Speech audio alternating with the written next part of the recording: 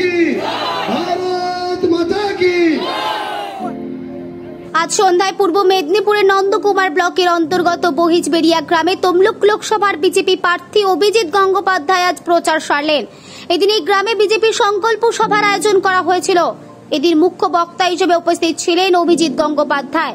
এদিনের সভায় প্রথম থেকেই আক্রমণাত্মক ছিলেন অভিজিৎ গঙ্গোপাধ্যায়। তিনি জেতার ব্যাপারে যেমন একদিকে আশাবাদী, অন্যদিকে তিনি জানান এই লোকসভা নির্বাচনের পর বিজেপি ব্যাপক সাফল্য ঘটবে এবং আবারও বিধানসভা নির্বাচনের প্রয়োজন হয়ে পড়বে এবং সেক্ষেত্রে সাধারণ মানুষ আবারও বিজেপিকেই ভরসা করবে বলে জানান তিনি।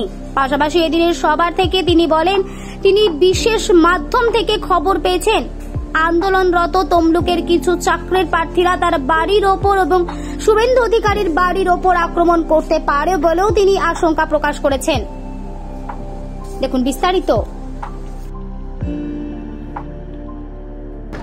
এটা তো দেয় না, আবাস যোজনার বাড়ি যখন তাদের জন্য স্যাংশন করে তখন আগেই একটা ঘোষণা করে দেয় যে আমাদেরকে মানে তৃণমূলের ওই তোলাবাসদের আবাস যোজনার বাড়ির যে টাকা পাবে তার থেকে আগেই 30, 40, 50 হাজার টাকা দিয়ে দিতে হবে, তবে ওই টাকাটা ব্যাংকে ঢুকবে।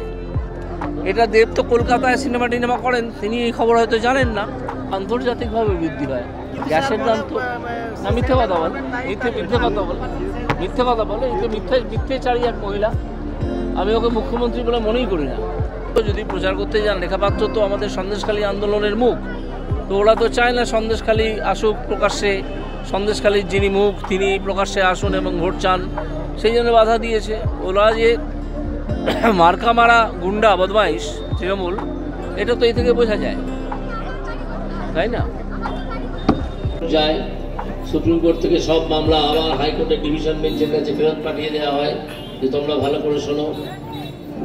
ডিভিশন বেঞ্চ বহুদিন ধরে বহু সুযোগ দিয়ে শুনেছে এবং এই মমতা বন্দ্যোপাধ্যায় এবং তার অন্যান্য যে সংস্থা আছে তারা আদালতকে বিন্দুমাত্র সহায়তা করেনি।